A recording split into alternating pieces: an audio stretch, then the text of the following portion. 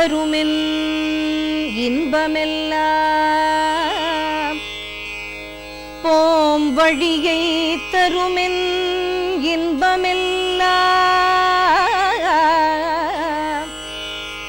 புசித்து வழி போய் அமுத விரசையாற்றில்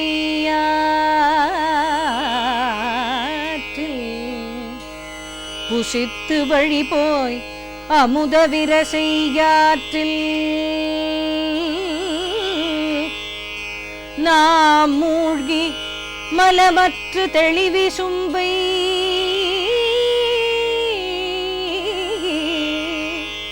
நண்ணிய நலந்திகள் மேனி தன்னை பெற்று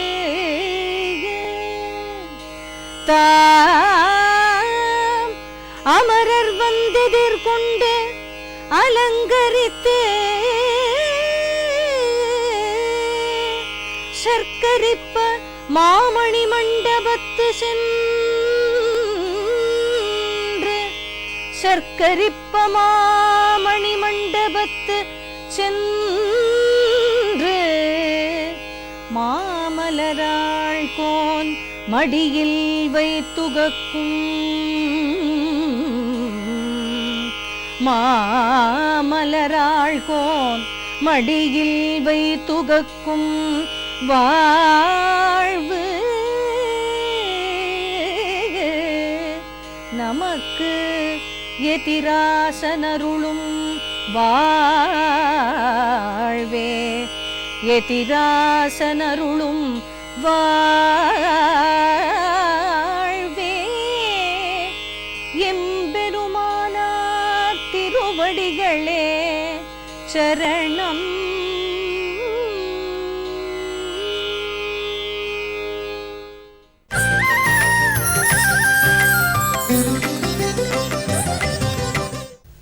శ్రీశైలేశ దయాపాత్రం ధీభక్త్యాదిగుణార్ణవం యతీంద్ర ప్రవణం వందే రమ్యజామాతరం మునిం. మహానుభావులైనటువంటి మణవాళ మహాముని మనబోటి వారి శిష్యులందరూ కూడా తరించే విధముగా రామానుజుల వారి సన్నిధానంలో ఆర్తి ప్రబంధము అనేటువంటి ఈ ప్రబంధాన్ని వారి ఎదురుగా స్తోత్ర రూపంలో మనకు అనుగ్రహించారు. ముక్తిని పొందేటువంటి వాళ్ళకి అలాగే పుణ్యం చేసుకున్నటువంటి వాళ్ళకి ఏర్పడేటువంటి గతిని శుక్ల కృష్ణ గతులుగా చెప్పాడు.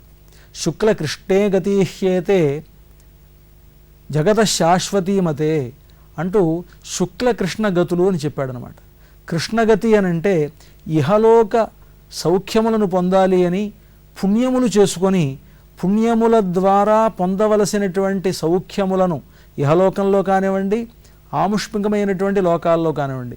ఐహిక ఆముష్మికములు అంటే అర్థం ఏమిటంటే ఇహలోకము అని అంటే ఈ భూలోకం, భూలోకం కాకుండా వేరే లోకాలు ఉన్నాయి. స్వర్గలోకం అని ఉంది, అలాగే సత్యలోకం అని ఉన్నది, వేరే వేరే లోకాలు చాలా ఉన్నాయి. ఆయా పైలోకాల్లో ఇక్కడికంటే సుఖం ఉంటుంది, ఇక్కడికంటే ఎక్కువ జీవితం ఉంటుంది. ఇక్కడ 100 సంవత్సరాల వయస్సు భూలోకంలో ఉంటే ఇదే 100 సంవత్సరాలు దేవలోకంలో ఉన్నప్పటికీ ఇక్కడ ఉండేటువంటి కాలమానానికి దేవలోకంలో స్వర్గలోకంలో ఉండేటువంటి కాలమానానికి తేడా ఉంటుంది. కనుక అక్కడ ఉండేటువంటి వాళ్ళు 100 సంవత్సరములు జీవించినా, ఇక్కడ ఉండేటువంటి వాళ్ళు 100 సంవత్సరములు జీవించినా, ఇక్కడ ఉండేటువంటి 100 సంవత్సరాలు దేవలోకంలోకి వెళితే కొన్ని వేల సంవత్సరాల కాలం ఉంటుంది. కనుక ఆ లోకంలో ఉండేటువంటి కాలమానానికి ఈ లోకంలో ఉండేటువంటి కాలమానానికి వ్యత్యాసమే తప్ప ఇక్కడ ఉండేటువంటి సౌఖ్యము నశించిపోయేదే, ఆ లోకాల్లో ఉండేటువంటి సౌఖ్యము నశించిపోయేదే. కనుక ఎక్కడికి వెళ్ళినా అంటే ఆయా స్వర్గాది లోకములకు ఆముష్మికములైనటువంటి స్వర్గమో సత్యలోకమో మొదలైనటువంటి పుణ్యలోకాలకు వెళ్ళినా క్షీణే పుణ్యే మర్త్యలోకం విశంతి అని మనం చేసుకున్నటువంటి పుణ్యములు తొలగిపోగానే మళ్ళీ ఈ లోకానికి పుట్టక తప్పదు. కనుక ఆ లోకములు ఐహిక ఆముష్మిక లోకములు రెండూ కూడా మనకు బంధకములే అని పెద్దలు చెప్తారు. అంటే పుణ్యం చేసుకున్నా పాపం చేసుకున్నా, పుణ్యము పాపము ఈ రెండూ కూడా మనకు బంగారు సంఖ్యల ఇనుప సంఖ్యల లాంటివి అని పెద్దలు చెప్తూ పుణ్యము పాపము ఈ రెండూ లేనటువంటి దశయే ముక్తిని కలుగజేస్తుంది.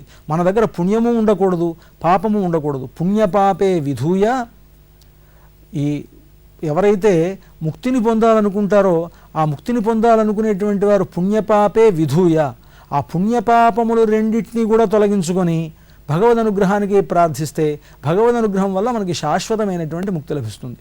కనుక పుణ్యము ఉండరాదు ముక్తిని పొందేటువంటి వాడికి, ముముక్షు అయినటువంటి వాడికి పుణ్యము ఉండరాదు, పాపము ఉండరాదు. ఈ రెండూ లేనటువంటి దశ ఏదైతే ఉంటుందో అదే మనకు ముక్తిని కలుగజేస్తుంది అని మోక్ష లక్షణాన్ని మనకు పెద్దలంతా కూడా విస్తారంగా వివరిస్తారు. ముఖ్యంగా ఛాందోగ్యోపనిషత్తులో ఈ ఈ ఈ పరమపదానికి సంబంధించినటువంటి ఒక లక్షణాన్ని చెబుతూ అక్కడ ఒక అర్చిరాది గతి అనేటువంటిది, శుక్లగతి అనేటువంటిది ఉంటుందని, దాన్ని అర్చిరాది మార్గము అని అంటారని, ఆ అర్చి అనేటువంటి మార్గంలో ఈ పుణ్యపాపములు రెండూ లేనటువంటి వాడు, పుణ్యపాపములు పోగొట్టుకున్నటువంటి ముముక్షు అయినటువంటి వాడు అర్చిరాది మార్గం ద్వారా ఆయా లోకములను దాటుకొని చిట్ట చివరికి ఎక్కడికి లోకంబులు లోకేశులు లోకంబుల కావల పెంజీకటి అని పోతన గారు ముక్తి వైకుంఠం అనేది ఎక్కడ ఉంటుంది అని అంటే చెప్తూ ఆయన అంటారు, లోకంబులు లోకేశులని, లోకాలు లోకేశులు ఇవన్నీ దాటి దాటి దాటి ఒక పెంజీకటి, ఒక పెద్ద తమస్సు అనేటువంటిది ఏర్పడుతుంది. వేదముల్లో కూడా ఆదిత్యవర్ణం తమసః పరస్తాత్ అని చెప్తుంది. వేదం కూడా ఏం చెప్తుంది, తమస్సుకి తర్వాత, చీకటికి తర్వాత ఉండేటువంటిది ఈ సమస్తమైనటువంటి ప్రపంచం అంతా కూడా, దీనంతా కూడా లీలా విభూతి అని మనం చాలాసార్లు చెప్పుకున్నాం. లీలా విభూతిగా ఉన్నటువంటి ఇన్ని అండముల తర్వాత లోకములు ఎన్నున్నాయి, ప్రపంచం అంతా ఎంత ఉన్నది అని అంటే చాలా ఆశ్చర్యకరంగా చెప్తారు. త్యాగరాజస్వామి వారు కూడా మనకంతా అర్థమయ్యేటువంటి రీతిలో చక్కని కీర్తనలో చెప్తారు. ఆయన ఏమనంటే, బ్రోవ భారమా రఘురామా భువన మెల్లని వై నన్నో కనీ బ్రోవ భారమా శ్రీవాసుదేవ అండకోట్ల కూక్షిని నింపుకోలేదా బ్రోవ భారమా. ఓ శ్రీ వాసుదేవ, నీ కుక్షిని అండకోట్లు నింపుకోలేదా అంటాడు. ఆ భగవంతుని యొక్క ఉదరంలోనే, ఆయన కడుపులోనే అన్ని లోకాలు ఉన్నాయి. ఎన్ని లోకాలు అనంటే అండకోట్లు ఉన్నాయి. ఈ కీర్తనలో త్యాగరాజస్వామి భగవంతుని కడుపులోనే అన్ని లోకములు, అన్ని అండములు ఉన్నాయని, ఎన్ని అండములు ఉన్నాయంటే ఒక అండం అనంటే ఒక రౌండ్గా, ఒక గ్లోబులాగా చూసుకున్నట్లే, ఒక అండాన్ని ఒక గ్లోబులాగా చూస్తే ఆ అండంలో 14 లోకాలు ఉంటాయట.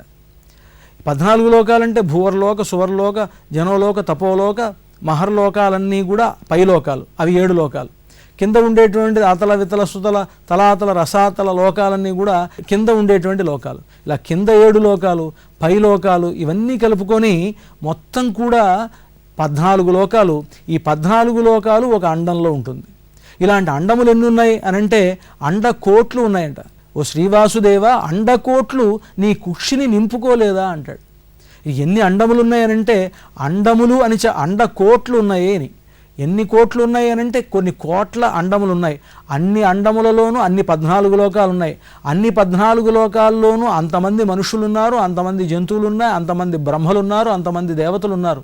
కనుక ఈ 14 లోకాలు మాత్రమే ప్రపంచం కాదు, కొన్ని అండములే అండకోట్లున్నాయి. ఆ అండకోట్లలో ఉండేటువంటి ఈ సమస్తమైనటువంటి సృష్టి కూడా లీలా విభూతి. కనుక ఈ లీలా విభూతిలో ఉండేటువంటి ఐహిక ఆముష్మికంలో, మళ్ళీ ఇక్కడ ఐహికము ఆముష్మికం అంటే ఈ అండాల్లో ఉండేటువంటి భూలోకంలో మనం చేసుకునేటువంటి పుణ్యపాపాలను అనుసరించి ఈ లోకంలో మనం అనుభవించేటువంటి, ఇప్పుడు ఈ భూమిలో ఇక్కడ ఈ జన్మలో అనుభవించేటువంటి సుఖములన్నీ కూడా ఐహికములైతే, ఈ జన్మ పోయిన తర్వాత మనం చేసుకునేటువంటి పుణ్యాలను బట్టి ఆయా లోకాములను పొంది స్వర్గమో నరకమో ఇంకో లోకానికి వెళ్ళి మనం పొందేటువంటి పుణ్యపాపాలకు సంబంధించినటువంటి సుఖ దుఃఖాలన్నీ కూడా అవి వేరే, అది ఆముష్పికలో అయినటువంటి ఫలాలు. కనుక వీటిని అన్నిటినీ కూడా దాటుకొని అవతలకి వెళ్ళాలి. ఈ అండకోట్లు దాటిన తర్వాత ఏముంటుంది అని అంటే గొప్ప ఆవరణం ఉంటుంది. అండావరణం అనేటువంటిది గొప్ప ఆవరణం ఉంటుంది. ఆ ఆవరణం తర్వాత పూర్తిగా చీకటి ఉంటుంది. ఆ చీకటి తర్వాత ఉండేటువంటిది మోక్షము, ముక్తి, అది పరమపదము అనేటువంటి విషయాన్ని మనకు చక్కగా ఛాందోగ్యోపనిషత్తు మొత్తం ఎక్కడెక్కడ ఎలా ఉన్నదో అంతా కూడా చెప్తారు. ఛాందోగ్యోపనిషత్తులోనే అర్చిరాది గతి, అర్చిరాది మార్గము అని చెప్తారు. దీన్నే మనకు భగవద్గీతలో కృష్ణ పరమాత్మ కూడా శుక్లకృష్ణే గతి హ్యేతే అంటూ కృష్ణ గతి శుక్లగతి అని చెప్పేటువంటి సందర్భంలో కృష్ణగతి అని అంటే మనం చేసుకునేటువంటి పుణ్యమును బట్టి మనకు వచ్చేటువంటి గతి కృష్ణగతి అని, మనకు పుణ్యపాపాలు లేనటువంటి దశ శుక్లగతి అని చెప్పి మనకు కృష్ణ పరమాత్మ కూడా ఒక అత్యద్భుతమైనటువంటి రీతిలో మనకు ఉపదేశిస్తాడు. అలాంటి శుక్లగతిలో ప్రయాణించేటువంటి స్థితిలో వచ్చేటువంటి పరమపదము ముక్తి అనేటువంటిది గొప్ప ఆనందాన్ని కలుగజేస్తుంది. ఇది మనకు ఉపనిషత్తులు చెప్తున్నటువంటి మార్గం. వేరే ఎవరో అనుకున్నట్లుగా దుఃఖములే లేకుండా ఉండేటువంటి స్థితి అది ముక్తి అనుకుందామా అంటే అది మన మనస్సులో ఉండేటువంటి భావన మాత్రమే. దుఃఖములన్నీ లేకుండా ఉంటే, దుఃఖములే అనేది లేకుండా ఉంటే అది సుఖం, ఎప్పుడూ సుఖమే ఉండేటువంటిది అది ముక్తి అనుకున్నట్లయితే అది ఈ లోకాల్లో ఎక్కడా కూడా ఉండదు. ఎక్కడ ఉంటుంది అని అంటే అది పరమపదంలోనే ఉంటుంది అనేటువంటిది మనకి చెప్తూ, ఇక్కడ మనం చేసేటువంటి భాగవత ఆచార్య సేవ అనేటువంటిది ఈ లోకంలో ఉండేటువంటి కొన్ని నియమములను అనుసరించి, ప్రకృతి నియమములను అనుసరించి నిరంతరం భాగవతాచార్య సేవ చేయడం అనేటువంటిది దుర్లభం. కనుక మనం చేసేటువంటి ప్రతి సేవలో కూడా ప్రాకృతికమైనటువంటి ఈ దేహపోషణకు సంబంధించినటువంటి లక్షణములు కూడా ఇమిడి ఉంటాయి. కనుక మనం దేవుడికి నివేదన చేశామంటే నివేదన చేసినటువంటి పదార్థాన్ని మనం ఆహారంగా స్వీకరిస్తాం. ఆహారంగా స్వీకరించడానికంటే ముందు భగవంతునికి నివేదన చేసి స్వీకరిస్తాం.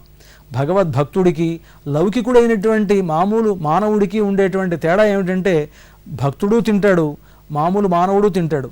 కానీ మామూలుగా ఉండేటువంటి వ్యక్తి ఏ హోటల్కో ఎక్కడికో వెళ్ళి తనకు కావలసినటువంటి ఆహార పదార్థాలను అప్పటికప్పుడు వండించుకొని వాడు ఎలా కావాలనుకుంటే అలా రుచికరంగా తింటాడు. భగవద్భక్తుడు అలా కాకుండా తను తినేటువంటి ఆహారాన్ని చక్కగా శుచిగా ఒక పద్ధతిలో శాస్త్రీయంగా వండుకొని ఆ వండుకున్నటువంటి పదార్థాన్ని తన ముందు ఉండేటువంటి విగ్రహ రూపంలో ఉండేటువంటి దేవునికో లేకపోతే తనకంటే పెద్దవాళ్ళుగా ఉండేటువంటి భగవద్భక్తులకో ఆచార్యులకో నివేదించి వాళ్ళు స్వీకరించిన తర్వాత ఆ స్వీకరించినటువంటి దాన్ని శేషముగా ప్రసాదముగా స్వీకరించి తాను బ్రతుకుతాడు. ఇక్కడ వీరిద్దరికీ ఉండేటువంటి ఒక చిన్న వ్యత్యాసం, భగవంతుని యొక్క సేవకుడిగా భాగవతాచార్య సేవకుడిగా జీవితాన్ని నడిపేటువంటి భక్తుడు చక్కగా ఆహారాన్ని స్వీకరిస్తున్నాడు. మామూలుగా ఇలాంటివి చేయనటువంటి లౌకికమైనటువంటి ఒక వ్యక్తి తాను ఆహారాన్ని స్వీకరిస్తున్నాడు. కానీ లౌకిక వ్యక్తి స్వీకరించేటువంటి ఆహారం కేవలం తన కడుపు నింపుకోవడానికి చేసేటువంటి ఆహార స్వీకార ప్రయత్నం అయితే భక్తుడు చేసేటువంటిది సేవలో భాగముగా భాగవతాచార్య సేవలో భాగముగా జరిగేటువంటి తన కుక్షిని నింపుకునేటువంటి ప్రయత్నంగా కనిపిస్తుంది. కనుక ముఖ్యంగా ఈ లోకంలో చేసేటువంటి ఆయా సేవలలో భాగవతాచార్య సేవలలో ప్రాకృతికమైనటువంటి లక్షణాలు కూడా కనిపిస్తాయి. నిజానికి ఎందుకు భగవంతుడికి నివేదన చేయాలి? తను స్వీకరించాలి కనుక. ఈ ఆహారాన్ని స్వీకరించిన తర్వాత ఆహారం ద్వారా మనకి ఆహారపు లక్షణములన్నీ కూడా దేహానికి జీర్ణించుకొని మనం తీసుకున్నటువంటి ఆహారముల యొక్క ప్రభావం వల్ల మనకు జ్ఞానము అజ్ఞానము కలుగుతుంది. మన మనస్సులో జ్ఞానము అజ్ఞానము అభివృద్ధి చెందుతుంది. మనస్సు ఈనాడు పనిచేస్తోందంటే ఒక 10 రోజులు ఆహారం తీసుకోకుండా ఒకసారిగా ఏమీ అన్నం తినకుండా ఎటువంటి నీళ్లు తాగకుండా ఒక 10 రోజుల పాటు ఉపవాసం చేసి అలా గనక ఉంటే మనస్సు పనిచేయదు, జ్ఞానము పనిచేయదు, ఏం పనిచేయదు, ఎప్పుడు ఆహారం తీసుకుంటామా అని ఉంటుంది. అంటే ఎలాంటి వాడికైనా, ఎంత భక్తుడికైనా ఎలాంటి వాడికైనా ఆహారం స్వీకరించాలి. కనుక అన్నే నవావ సర్వే ఏ ప్రాణమహీయంతే వేదం చెప్తున్నది. అన్నే నవావ సర్వే ఏ ఈ ప్రాణులన్నీ కూడా అన్నం వలనే బ్రతుకుతున్నాయని. కనుక ఇలాంటి స్థితిలో మనకి ఇక్కడ చేసేటువంటి భాగవతాచార్య సేవ సంకుచితమైనటువంటి ప్రాకృతిక లక్షణాలతో కూడి ఉంటుంది. కనుక ఇక్కడ మనం ఏదో ఒక విధంగా ఈ ప్రాకృతిక లక్షణాలతోనే కొద్దిసేపో మనకు ఉన్నంతలో మనకు చేతనైనంతలో భాగవతాచార్య సేవ చేస్తే దీనికి ప్రయోజనం ఏమిటి అంటే శాశ్వతమైనటువంటి భాగవతాచార్య సేవ. అది అచ్చిరాది మార్గంలో పరమపదానికి వెళ్ళి ఆ పరమపదంలో ఉండేటువంటి భగవంతునికి అక్కడ చేరినటువంటి ఆ ఆళ్వార్ ఆచార్యులకి అక్కడ ఉండేటువంటి నిత్యసూరులకి మనం చేసేటువంటి సేవ కనుక ఆ పరమపదంలోనూ మనం సేవ చేయాలి, ఇక్కడ మనం సేవ చేయాలి, ఇదే ముక్తికి మార్గము అని ఆ ముక్తి లక్షణాన్ని చెప్తూ ఈ పాశురంలో ఆ ముక్తిని రామానుజులు నాకు ప్రసాదిస్తానంటున్నారు. రామానుజుల వారు మనకు చేసేటువంటి గొప్ప ఉపకారం ఏమిటంటే, ఉభయ విభూతినాథులుగా రంగనాథుని వద్ద పట్టమును పొందినటువంటి రామానుజులు అలాంటి గొప్పదైనటువంటి ఆ పరమపద లక్షణములన్నీ కూడా ఈ పాశురంలో చెప్పబోతారు మనవాళ మహాముని. అలాంటి గొప్ప లక్షణము కలిగినటువంటి మహానంద లక్షణము కలిగినటువంటి ఆ పరమపదమును రామానుజులు మనకు ప్రసాదిస్తారు. అది మనకు ఆయన చేసేటువంటి మహోపకారము అనేటువంటి విషయాన్ని ఈ 20వ పాశురం ద్వారా మనవాళ మహాముని మనకు అందజేస్తున్నారు. ఈ పాశుర అనుసంధానం చేసి పాశురార్థాన్ని భావిద్దాం. పోం వయ్యైత్తరుం ఎన్నుం ఇన్బమెల్లాం పుషిత్ వழிపోய் అముద విరశయాత్తిల్ நான் மூழ்கி மலமத்து தெளிவிசும்பை நண்ணி நலந்திகழ் மேனி தன்னை பெத்து தாம் அமரர் வந்தெதிர்கொண்டு அலங்கரித்து சர்க்கரிப்ப மாமணி மண்டபத்து சென்னு மாமலராள்கோன் மடியில் வைத்துஹக்கும் வாழ்வு నమకెదిరాశ నరుల్ வாழ்వే. రామానుజులు మనకిచ్చేటువంటి ఉజ్జీవనం ఎలాంటిది అని అంటే మనవాళ మహాముని చెప్తున్నారు. రామానుజులు వారిని ఆశ్రయించినటువంటి తమ శిష్యులకి ఎంత ఉపకారం చేస్తారు అనంటే, భగవంతుణ్ణే తీసుకొచ్చి ఈ శిష్యుని చేతిలో పెడతారు. ముక్తి అనేటువంటి మహానందాన్ని తీసుకొచ్చి ఈ శిష్యుని చేతికి అందజేస్తారు. ఇది కదా పరమగురువులైనటువంటి రామానుజులు చేసేటువంటి ఉపకారం అని మనవాళ మహాముని ఈ పాశురంలో అంటున్నారు. పోం వయ్యైత్తరుమెన్నుం ఇన్బమెల్లాం, పోం వయ్యైత్తరుం ఎన్నుం, మనం వెళ్ళేటువంటి మార్గమును ఇస్తాడు.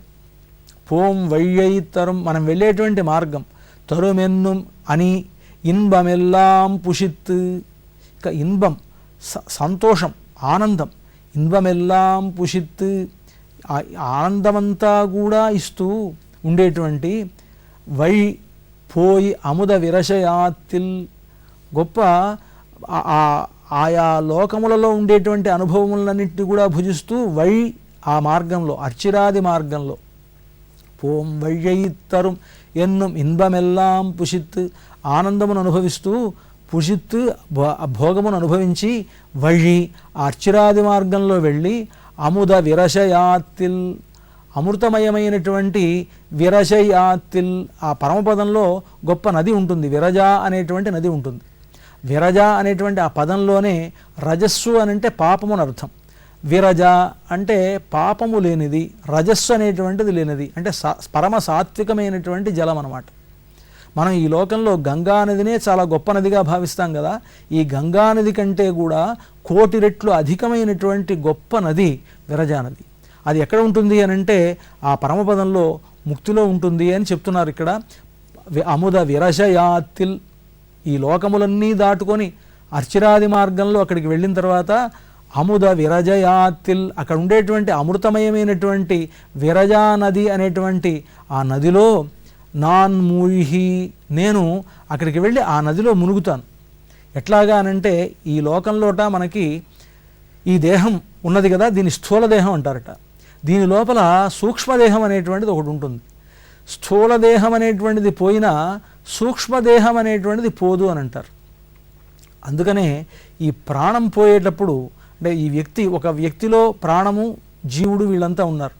వీడు ఈ దేహాన్ని విడిచిపెట్టి అవతలికి వెళ్ళిపోయిన తర్వాత అక్కడ ఇంకొక ఆ సూక్ష్మదేహంతోనే వెళ్ళి ప్రవేశిస్తాడని. కనుక ఈ సూక్ష్మదేహాన్ని కూడా విడిచిపెట్టాలంటే ఆ పరమపదానికి వెళ్ళి అక్కడ ఆ విరజా నదిలో మునగాలి అని, నాన్ మూழ்హి, ఆ విరజా నదిలో మునిగి, మలమత్తు, అటువంటి పాపములన్నీ పోగొట్టుకుని సూక్ష్మ శరీరాన్ని విడిచిపెట్టి, తెళి విశుంబై నన్ని, ఆ పరమపదాన్ని పొందిన తర్వాత అక్కడ ఉండేటువంటి మహామండపానికి వెళ్ళి, నలంతిహైమేని తన్నై పెత్తు, అక్కడికి వెళ్ళిన తర్వాత భగవంతుని యొక్క సారూప్యం ఏర్పడుతుంది.